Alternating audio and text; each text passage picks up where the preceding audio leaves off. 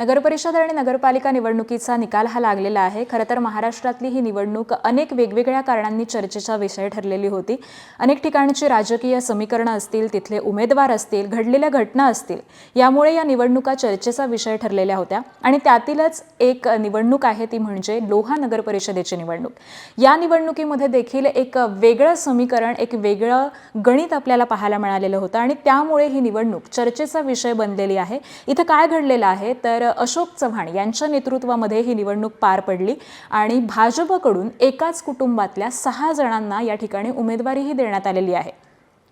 गजानन सूर्यवंशी यांना नगराध्यक्ष पदासाठी तिकीट देण्यात आलेलं होतं आणि त्यांच्याच कुटुंबातील त्यांची पत्नी असेल, भाऊ असेल, भावजय असेल, भाच्याची पत्नी असेल, अशा वेगवेगळ्या 6 जणांना या ठिकाणी तिकीट देण्यात आलेलं होतं आणि या 6 जणांनी भाजपकडूनच ही निवडणूक लढवलेली होती। अशोक चव्हाण यांच्या नेतृत्वातील ही निवडणूक होती आणि त्यामुळे अशोक चव्हाण यांची प्रतिष्ठा देखील या ठिकाणी पणाला लागलेली होती।